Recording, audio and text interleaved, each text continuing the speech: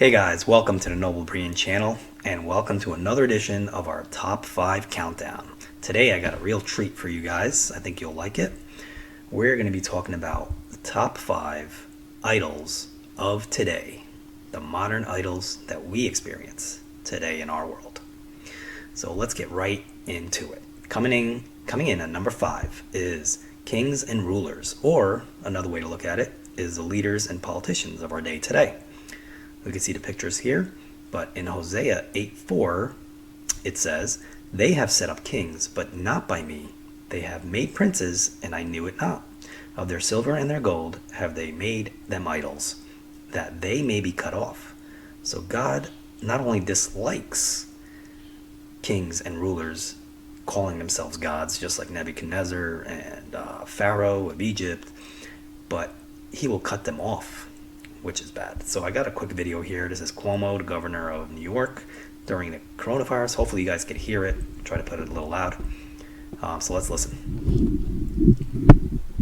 3 weeks. We're talking about months. We're talking about a phased reopening. And focus in on the end of this. We're talking about a reopening that has video. a public health plan and an economic plan totally coordinated. Our behavior has stopped the spread of the virus. God did not stop the spread of the virus. And what we do, how we act, So, I hope you heard that, guys. Towards the end, he said, we stopped the spread of the virus. God had nothing to do with helping or stopping the spread of the virus. So essentially, he's saying we have all the power, not God. So that there is idolatry, and that's why many people worship these kings, these rulers, these leaders, and God says he will cut them off. All right, so that's our number 5. At number 4, we have the false gods and these other gods that we serve. You can see some in the picture here, the Santa, the Easter Bunny, and some others. Somebody's actually kissing a toe of one of their gods. So, I mean, to God, this is a joke. So let's read Joshua 24:15 through 25. Not the entire passage, but we'll show the main points here. So Joshua 24:15 says, "And if it seem evil unto you to serve the Lord, choose you this day whom you will serve, whether the gods which your father served, that were on the other side of the flood, or the gods of the Amorites, in whose land ye dwell. But as for me and my house, we will serve the Lord."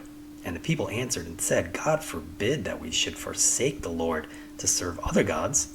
So the people made a covenant here, and we'll see later in the verses in the next page that they actually made a covenant back in Joshua's day to serve the Lord their God. All right, so let's move on. Still in number 4, we see that in verse 24, it says, "And the people said unto Joshua, the Lord our God will we serve, and his voice will we obey." So Joshua made a covenant with the people that day and set them a statute and an ordinance in Shechem. So there's your ordinance. There's a covenant that was made, but obviously we know they turned back on this covenant in later times, and of course today we don't follow this covenant at all. So that's your number 4 on the countdown. Let's go to number 3, which is serving ourselves, or putting ourselves as the idol. In Philippians 2:3, it says, "Let nothing be done through strife or vainglory, but in lowliness of mind let each esteem other better than themselves." So this is basically saying try to put others in front of you, try to love one another just like you love yourselves. Also it's saying don't search after glory, and try to put humility first when dealing with others. John 7:16 through 18 says, "He that speaketh of himself seeketh his own glory, but he that seeketh his glory that sent him, the same is true, and no unrighteousness is in him." So we should be seeking God's glory, not our own glory and fame in this world. Proverbs 16:5 says, "Everyone that is proud in heart is an abomination to the Lord. Though join in hand, he shall not be unpunished."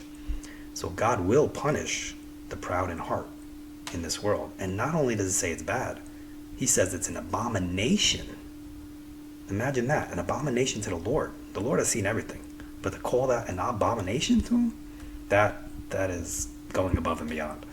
So that's our number 3. Let's go to number 2, which is the phones, and specifically the cell phones of today. You can see how we all worship our phone in the picture there. Not many verses in the Bible that talk about cell phone worship, but let's read Psalm 119, 105. It says, "Thy word is a lamp unto my feet, and a light unto my path." So we could see that the word, the Bible, the scriptures, should be what we use as a lamp to guide us. We should trust in God with all our heart, not in the cell phone. I mean, sure, you have the flashlight on your phone. It could be a lamp unto your feet, and you have pretty much everything at your fingertips. Google it, do this, go to Amazon, buy whatever you want. I mean, it has a lot of access, a lot of knowledge in there, but we should be following our God. And I put up another graphic here, which I'll read because it's a little small, which is pretty funny. So it says 35% of Americans reach for their smartphones before anything else in the morning, even before they reach for their coffee. So that's staggering that 35% of Americans do that. And then another one says 44% of millennials have fallen asleep with their phone in their hand. So squeezing it just like a little teddy bear going to bed, they hold their phones in their hand and fall asleep with it. And in the bottom it says, compares men versus women, and men have beaten women in most of these subjects, all of these actually. So men check their phones in mid-conversation while they're during a conversation, they'll reach for their phone. They also check their phones while eating and during their meetings at work. All right, so that's our number 2. That could have been almost the number 1, but for my number 1, I have money, or the love of money. That comes in at number 1. So let's read Hebrews 13:5. "Keep your life free from love of money, and be content with what you have. For he has said, I will never leave you nor forsake you." God should be what we look for, not for money to save us or to put confidence in. And the famous verse, 1 Timothy 6:10, says, "For the love of money is the root of all evil, which while some coveted after, they have erred from the faith and pierced themselves through with many sorrows." So not only are you going away from the faith, and not only is it evil to love money and to be greedy, but it causes many sorrows. There's a lot packed into that verse, guys. So that's why number 1 is money on my countdown. So I want to show you a quick video. This one does not have sound, but I think it's pretty interesting. You guys will get the concept of how we love money more than God. So let's look at it real quick.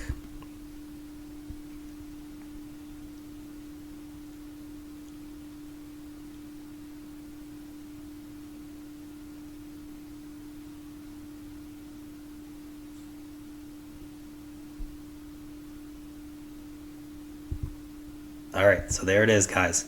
We turned money into our God. I hope you guys enjoyed the video. And if you're not saved and you don't know Jesus or God yet, please listen to some of my other videos, specifically the one about the top 5 pastors. If you're looking for a good pastor to listen to and to lead you in the right direction on YouTube or online, I provide 5 of the best ones there. So hope you enjoyed it. Take care, guys, and I'll talk to you later. Hey guys, thanks for watching. If you want more videos like this, don't forget to like, comment, and subscribe. Hopefully this video has blessed you. If you guys want to support this ministry, please consider giving a donation at the link below. I will also include it in the description. Those of you that are already supporting the channel, I want to say thank you for helping to get the word of God out to all the nations.